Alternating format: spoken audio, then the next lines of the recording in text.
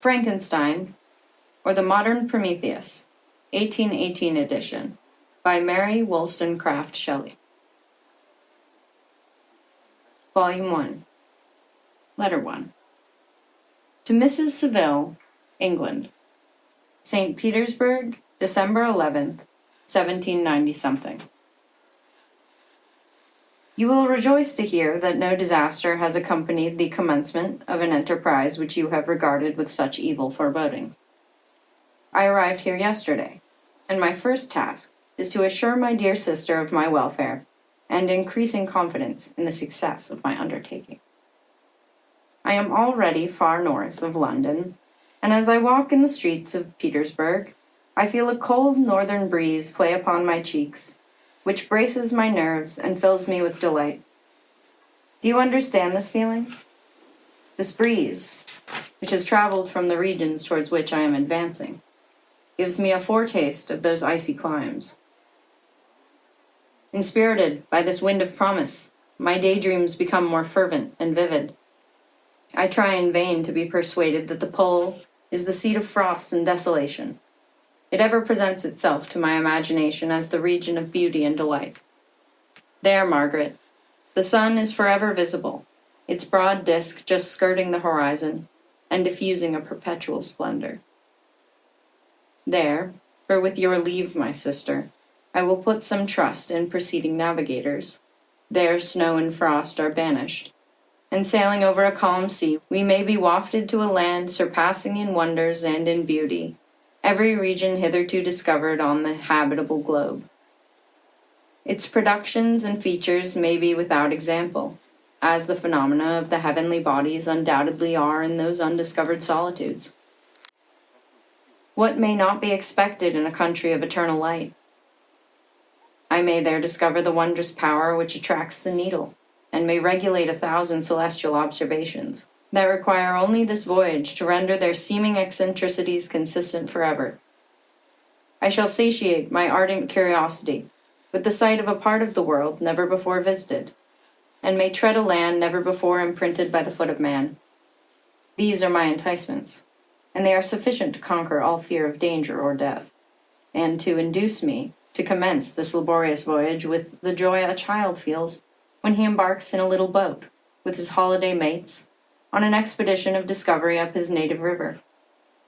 But, supposing all these conjectures to be false, you cannot contest the inestimable benefit which I shall confer on all mankind to the last generation, by discovering a passage near the pole to those countries, to reach which at present so many months are requisite, or by ascertaining the secret of the magnet, which, if at all possible, can only be effected by an undertaking such as mine.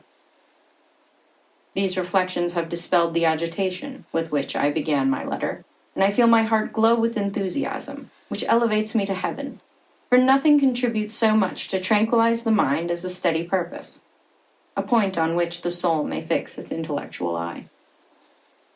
This expedition has been the favorite dream of my early years. I have read with ardor the accounts of the various voyages which have been made in the prospect of arriving at the North Pacific Ocean through the seas which surround the pole. You may remember that a history of all the voyages made for purposes of discovery composed the whole of our good Uncle Thomas's library. My education was neglected, yet I was passionately fond of reading.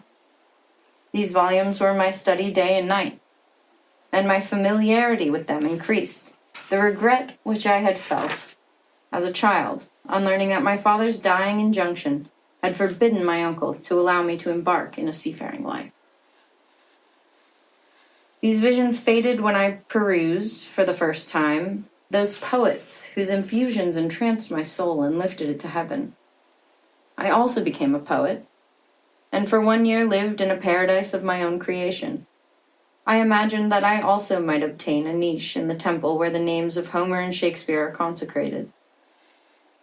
You are well acquainted with my failure, and how heavily I bore the disappointment. But just at that time I inherited the fortune of my cousin, and my thoughts were turned into the channel of their earlier bent. 6 years have passed since I resolved on my present undertaking.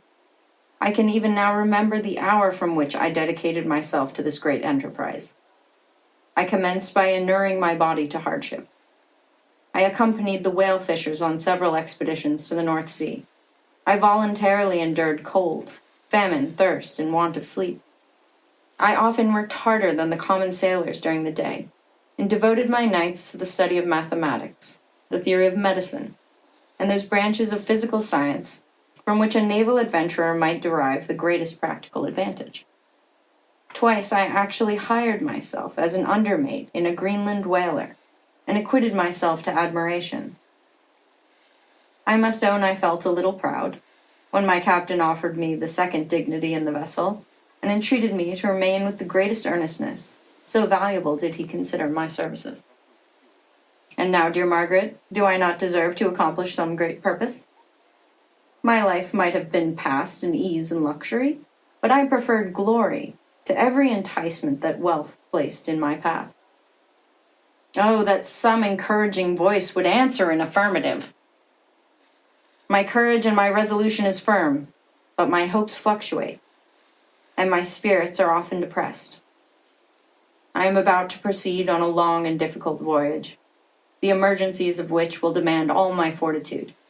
I am required not only to raise the spirits of others, but sometimes to sustain my own when theirs are failing. This is the most favorable period for traveling in Russia. They fly quickly over the snow in their sledges. The motion is pleasant, and in my opinion, far more agreeable than that of an English stagecoach.